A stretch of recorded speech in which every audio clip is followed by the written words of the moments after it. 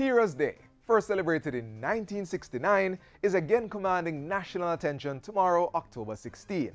For the 48th year, let us reminisce on Jamaica's achievement, even as we recommit to the work that lies ahead, in order to make Jamaica the place of choice to live, work, raise families, and do business. Welcome to another edition of Jamaica Magazine. I am Theodore Henry. Coming up between the pages, Damian Graham of the UDC sits in on Issues and Answers to discuss the company's contributions to the country. And later, we'll be discussing the do's and the don'ts when it comes to our national symbols. Stay tuned.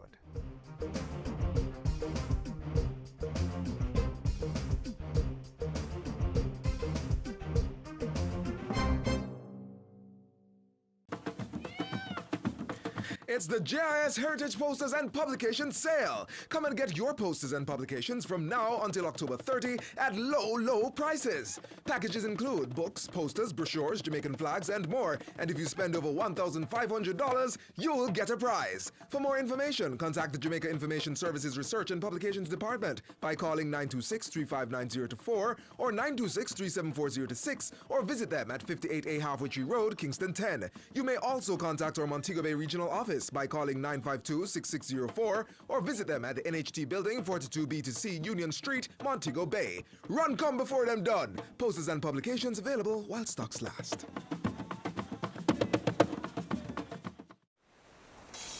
Let's get a little breeze on this land.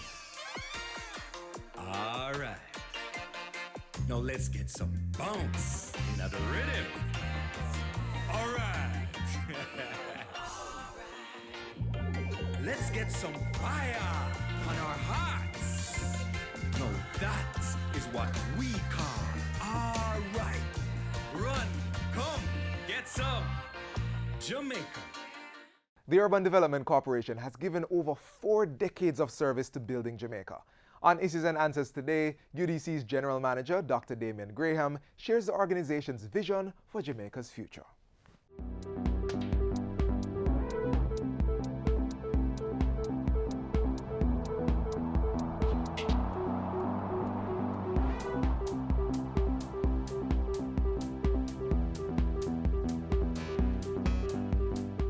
Thanks for joining us for Issues and Answers. I'm Ian Boyne. Today I want to talk about exciting work that is being done by the Urban Development Corporation, one of the significant public sector institutions in the country. Its CEO, Dr. Damian Graham, is here with us. We thank you so much for your company. Dr. Graham, good to have you on the set. Thank you for having me. I want to talk about the overarching vision of UDC. Is the UDC going in a new direction? Is there a new energy with the UDC? Have you received a new mandate since this government has been in office? Well, I believe the UDC's direction can be summed up in our compelling story, and it's like a shot of adrenaline to the heart of an agency that has been around for the last 49 years, prodding along, doing good work over the last 5 decades. But with the requirements of Vision 2030, we have to look at a new focus. Our compelling story imagines, first of all, that in Kingston, ground zero, at the UDC headquarters, we would have, on the 62nd anniversary of our existence, 500,000 people on the waterfront between Festival Marketplace all the way along the promenade, going around to the newly built Henry Morgan Park in Port Royal, and that people will be there celebrating, looking at the fireworks, and that's being broadcasted pay-per-view to the diaspora. And then in Montego Bay, you have the newly built Freedom Park, as people are calling it now, with 300,000 people, a promenade there, 3 beaches renovated. In the newly built third city, we would have the Prime Minister, the Governor General, and the Mayor opening the ribbon to the newly built Smart City Center that's there. We will be the 4th logistics hub in the world.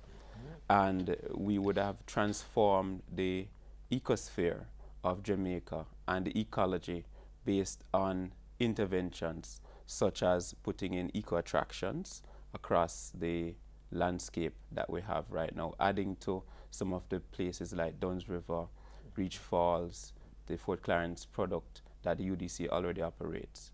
We see the UDC as driving that change instrumentally, and the talent of the UDC will be used in a much different way.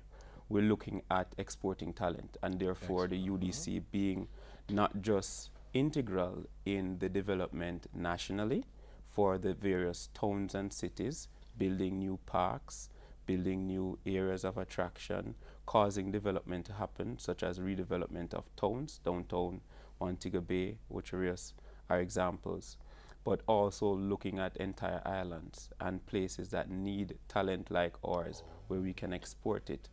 And then we would have truly fulfilled our mandate of making development happen, not just nationally, but in a way that has an impact nationally, but regionally as well. So we have a big heart, but a big mind. Yes. And we're refocusing our efforts based on our heritage.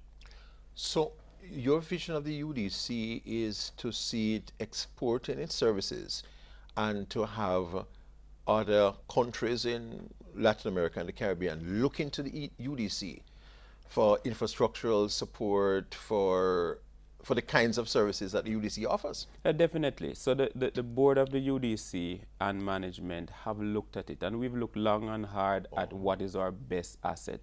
Our best asset at the UDC is our people. We have well over 130 qualified, highly qualified, highly trained professionals that over the last 5 decades, have done impressive work. If you look at the waterfront, you look at Montego Bay, you look at Ocherius, all of that was done and planned by UDC. We brought the talent in, we brought the contractors in, we got it done. Now, in the future going forward, we have to use those assets and use them much more differently. And so for us, our compelling story is about bringing to life and using those assets in a much more effective way. So contrary to the view that UDC might be choking off and constricting local talent for overseas, i.e., Chinese expertise, the UDC is seeking to open up more opportunities for engineers, Absolutely. to open up more opportunities for technical people. Absolutely. I mean, this year alone, within the last 3 months, we've advertised some 24 new positions within our organization, looking at new planners, architects, engineers, persons to come on board to help us. We've looked at augmenting our capacity because we're looking at master planning, not just in terms of doing 2 to 3 year projects, single buildings, but entire townships. I see. And so when you approach master planning, not just of a single town, but also on a national level where you're doing multiple towns, the capacity that is needed is much differently. We've invited that kind of expertise, but that has not changed our ability to ensure that we get the local professionals in the UDC to be working alongside us, and where necessary, we contract out and ask for the consultants and other services to be a part of that transformation story. Do you see a need to work more closely with the Jamaican Institute of Engineers to work with our local professionals to ensure that some of the misunderstandings which have taken place recently do not recur? Absolutely. And we have done our best to try and do that by engaging in conversation. You have been. As well as ensuring that, in the upcoming GIE week, we'll be participating in the conference. I'm a member of the GIE. I'm a registered member, a registered engineer. We have registered architects as well. We try to have that dialogue. And, there's never going to be a time when there is an absence of dialogue. Dialogue is what allows us to exchange meaning and then move the agenda forward. So I do agree with you, and we've worked to try to ensure that that happens. Yes. Dr. Damian Graham is the CEO of the Urban Development Corporation, and he's telling us of some of the exciting plans that the corporation has. We take a break, but we'll be right back.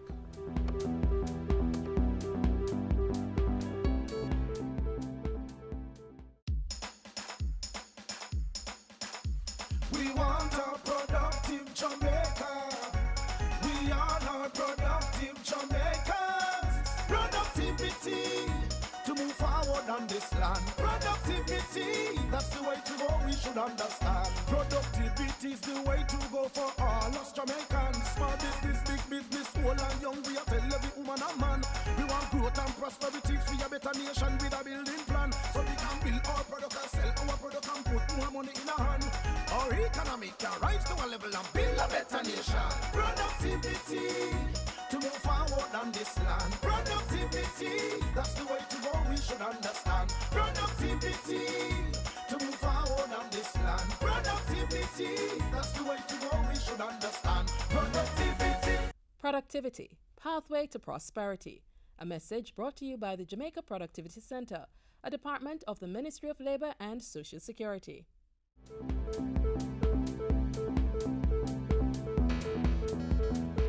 Welcome back. Dr. Damian Graham is the CEO of the Urban Development Corporation, and we're talking about the plans and the thrust of the corporation. I know that one of your big projects is the redevelopment of downtown Kingston. How is that going? It's tremendous. We have 17 zones in the entire development plan. One of the big things in that area is the government campus and houses of Parliament. Built, yeah. Correct. It is 300 acres. 300 acres? 300 acres. For that one, we've put together a master plan working with augmented capacity from an MOU that the government entered into with some CCA, SA. And we're almost in the twilight of bringing that to a close, where the government will make a determination on moving forward with bidding and procurement, with local and international persons coming on board. With local people coming on board, not just the Chinese? Not just not just any international group. person coming on board. And I want to make it very clear, the Prime Minister, in his delivery of the project, pointed out that the Parliament and the museum in that master plan zone will be built by Jamaicans. Yeah, so that's an affirmative guarantee. I see. And as project managers, the UDC was given that as a context within the mandate, and we're following through with that. Another one on that project is that it is supposed to be net neutral, neutral to the impact of the fiscal space for the government. And so we've ensured that how we're presenting the package, taking it through the process of discussion with the Ministry of Finance, is respecting the fiscal space and the government's rationalization of the public sector that is taking place. We are already working on some of that with the Ministry of Foreign Affairs and Foreign Trade building. It's an 11-story building worth almost $4 billion. The UDC was asked to step in with the Ministry of Foreign Affairs and Foreign Trade to ensure that the grant funding being provided by China was utilized, and since November of last year, our parent ministry, the Ministry of Economic Growth and Job Creation, asked us to step in, and we've been taking that project through. It will be delivered next year. That's a major investment for downtown. Grace Kennedy, right across the road from that, has started construction on their building, and they're also moving ahead with pace. We have the UN house that is coming downtown at the Jamaica Conference Center space there. We're doing upgrades with the Ministry of National Security to the security apparatus downtown. If you go downtown now in that area, you'll see cameras going up. There's no new zoning with respect to security and emergency services to accommodate all of that.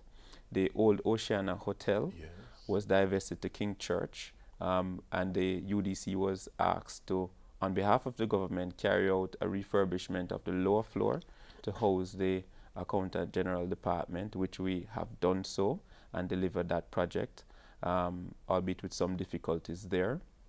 We have the rest of the development being undertaken by the developer. Victoria Pier is on its way to being reopened for the winter tourist season. They had a soft opening, and it was lights on the waterfront. It was a spectacular sight to have the Victoria Pier back in operation, and it's been 25 years since it's not happened. We have the Festival Marketplace that's next door, a $154 million investment that the UDC put in, and we'll be going to market soon to invite persons to come into that space to have the kiosks operating. It's supposed to be the ground zero for the lifestyle center, which I'm sure you would have heard about. It is to drive the connection of the 6 markets and the market district to come alive, because a part of downtown is that levity and vibe from the commerce that happens around Jubilee.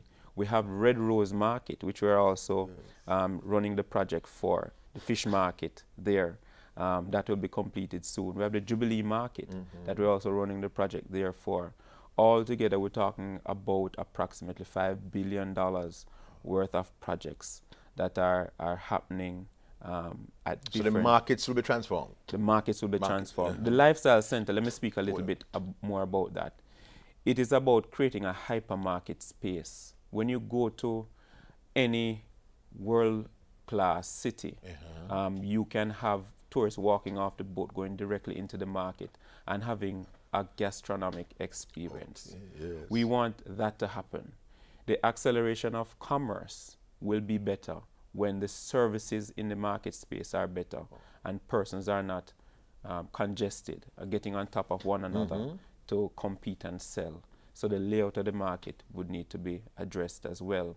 And then there is the idea to bring additional service into the market to ensure that when people come, they can stay there, and it's not just to buy grown provisions alone.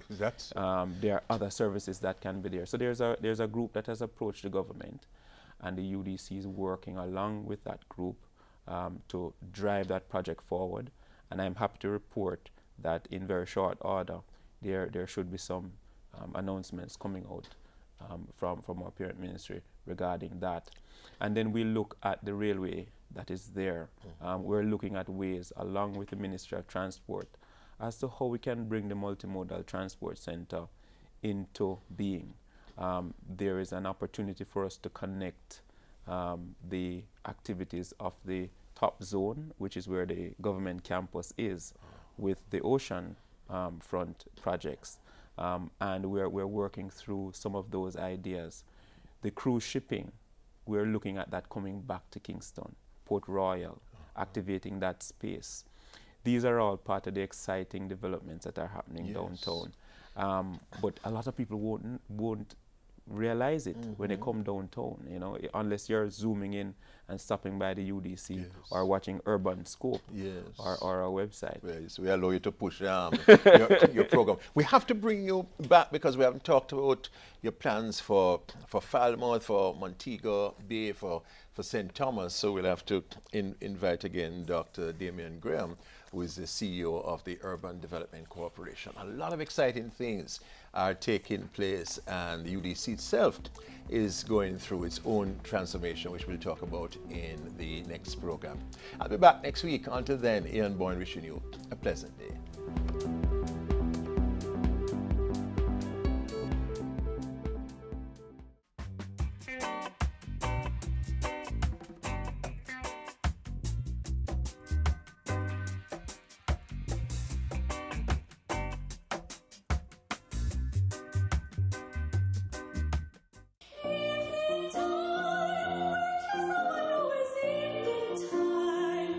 Jamaica's cuisine has come a far way. The island now boasts dozens of fast food chains, oriental restaurants, all-natural eateries and indigenous food shops that serve a buffet of dishes. Credit must go to government bodies like the Jamaica Cultural Development Commission, which has been promoting the consumption of authentic Jamaican foods since its culinary competition in hotels was introduced in 1965. When we roast the yam, when we roast the yam. Do you like roast yam? You're not alone. Many Jamaicans have acquired a taste for this particular dish, and they didn't have to look far for its creation. Roasting is a centuries-old cooking style that Jamaicans owe to the Taino peoples that once occupied this land. Just 50 years ago, it was still a time-consuming, more labor-intensive practice of roasting ground provisions and meats in the earth.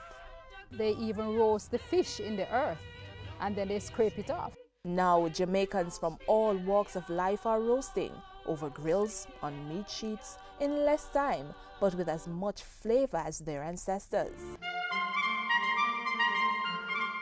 As the local cattle industry beefed up its output in the 1960s, Jamaicans wholeheartedly reclaimed one of their favorite pre-independence imports.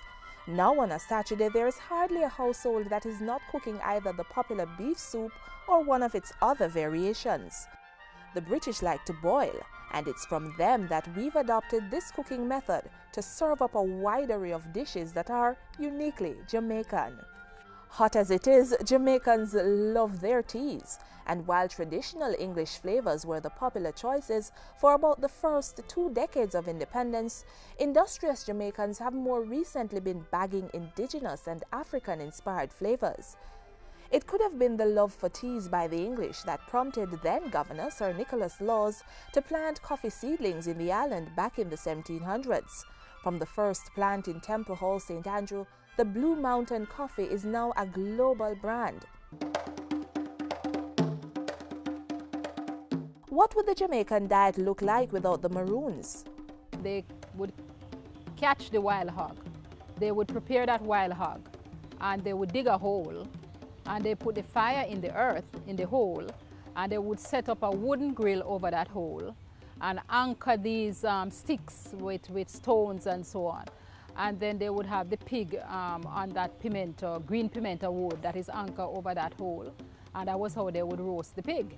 After they season it, of course, with bird pepper and pepper elder. And from the hole emerged the most popular maroon gift to the dinner plate, jerk. In the 1980s, you could only get jerk pork in Portland. Only at the Port Antonio market on a Saturday when the maroons used to go there to sell it. And then afterwards, I think one of the maroons was started the stand at Boston. Giving us the widely popular Boston jerk pork and its many challengers from all across the island. The Jamaicans have come to embrace the Chinese cuisine because it's good. Well, you know, Jamaicans, sometimes we cook the Chinese thing at home with the soya sauce, but we have to throw a little jerk seasoning in it and what have you, because it's a combination of flavors.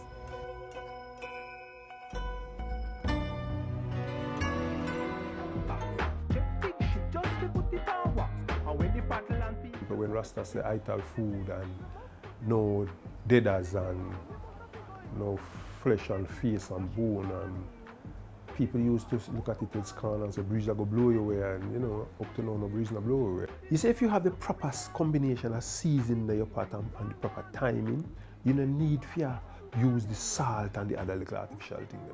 Many Jamaicans still cook with salt, and meats remain a constant, but the healthy lifestyle pushed decades ago by the Rastafarian community is now a well-accepted and celebrated way to live.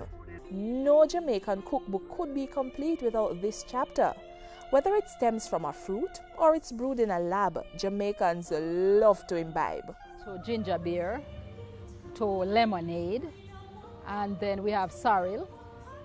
And we have been making a lot of drinks with our fruits, like soursop punch, and we make breadfruit punch and sorrel, and at Christmas time there's egg punch. Now that is the perfect cap on a multi-ethnic menu, fit for the most Irie people in the world.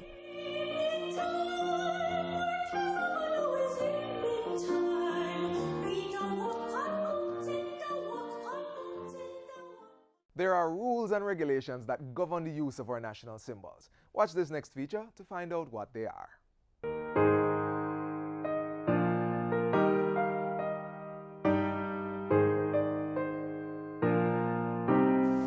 The country's national symbols and emblems are representative of our rich history and culture. Images from nature selected as national treasures, and others created to represent the other elements that define us as an independent nation. How we use these symbols and the respect we show them is a matter of national pride and a requirement laid out in protocols guiding their use. To use the coat of arms, individuals and entities need to get official sanction from the Office of the Prime Minister. That application has to be made through the Jamaica Intellectual Property Office. The arms belong to Jamaica and is used on government possessions. When it's used on letterheads, the coat of arms should be placed in the position of prominence, which is the top left, top right, or center.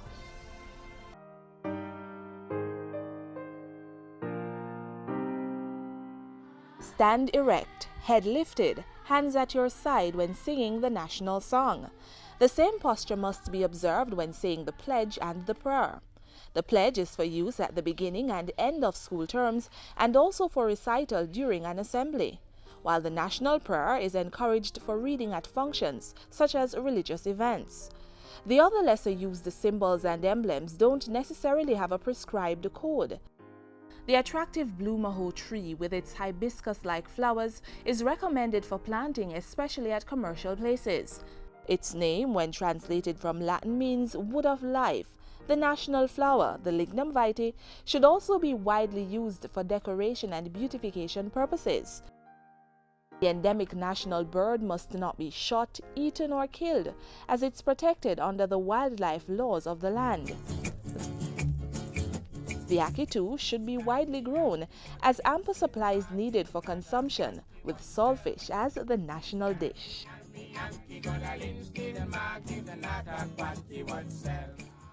Ensuring we take great care in how we use our national symbols is part of our duty as Jamaicans. Show you care by respecting that which represents us.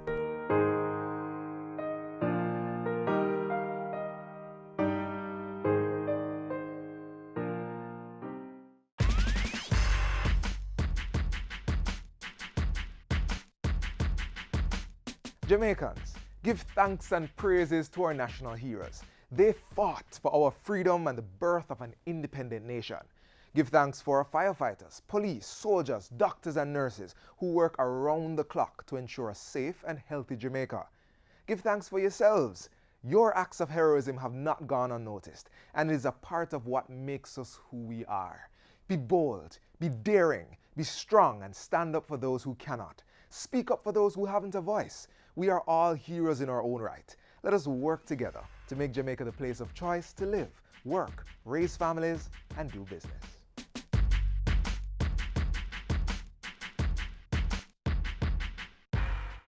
Jamaica comes alive for Jamaica 55. The Jamaica Information Service is inviting primary, secondary, and tertiary students to catch the vibes and join in the celebration by participating in this year's staging of the JIS Heritage Competition. Primary and prep school children, ages 9 to 12, enter the essay competition and tell us how you would want to see Jamaica in 55 years. High schoolers, enter the poster competition. Show us your artistic interpretations of Jamaica throughout her 55 years in a poster titled Jamaica 55. Posters may be designed digitally or illustrated. Zoom, click, snap. Yes, tertiary students, the photo competition is back. Capture an image that best represents Jamaica 55. For more information on the competition rules and how to submit entries, visit the JIS website at www.jis.gov.jm. You may also send an email to heritageessay@jis.gov.jm, heritageposter@jis.gov.jm, or heritagephoto@jis.gov.jm, or call us at 926-3590-4. The deadline for all entries is October 31, 2017. So ready, set, go for prizes galore. JIS Heritage Competition 2017, celebrating Jamaica 55.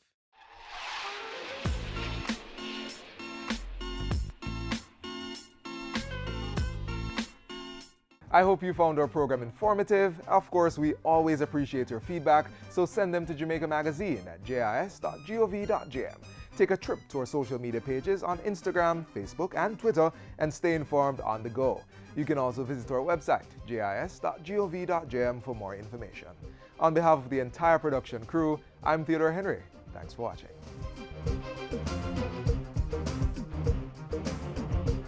This has been a production of the Jamaica Information Service, the voice of Jamaica.